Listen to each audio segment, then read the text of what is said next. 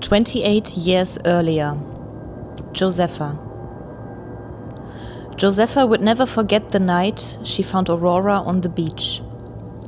She was pregnant with Jonah, her beautiful boy, and far along. There had been complications.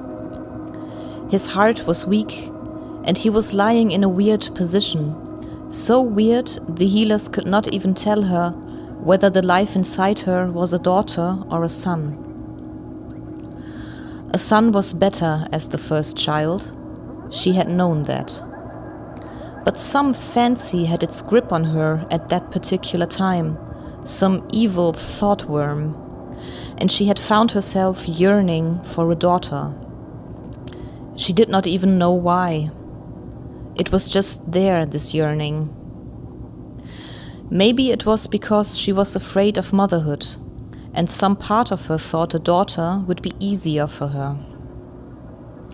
It was not the only devious fancy with its grip on her. She had appetites. At night, when her husband slept, she would steal out of bed and down to the beach. She would not go too near to the water, mindful of the sharks that roamed the sea. Her appetite was for wet sand. She could guess that it was not healthy, not drenched in the salty water as it was, and would only eat what stuck on her fingers. She would lick her fingers and giggle about herself, about the ridiculous things she did, and how much she enjoyed those stolen moments in the darkness at the beach, always in danger, eating wet sand. At that night, she heard a sound she could not quite put at first. The winds had taken up and a storm was gathering off the coast, and the waves were roaring. But the sound was unlike anything else she heard, and it caught her attention. After a minute of listening, the sound continued long enough for her to recognize it. It was a baby screaming. Josepha moved without thinking, her appetites forgotten, listening hard for the screams of the babe, squinting in the dark, trying to see something, when she spotted someone else walking on the beach. Josepha had stopped and waited until the person found her.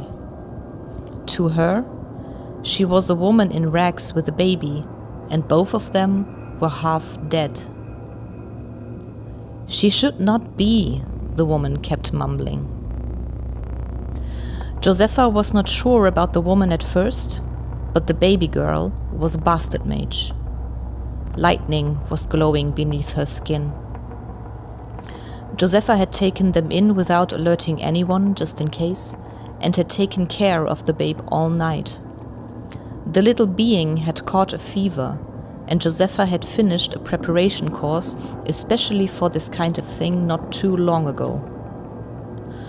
The woman had passed out instantly when her body hit the bed in the downstairs guest room, and Josepha had forgotten that she existed. Until, of course, the woman apparently had a nightmare and shark-faced, and Josepha understood why she kept claiming that this child should not be. To her understanding, to Ithacan's understanding, Lipids should not beget wielders or bastard mages of any kind.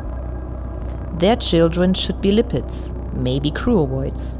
But this was simply not right.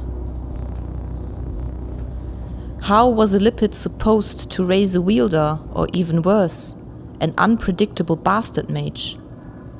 This kind of thing was nothing but dangerous to mother and child. They were a danger to each other. It was an accident, a cruel joke of Mother Crisp.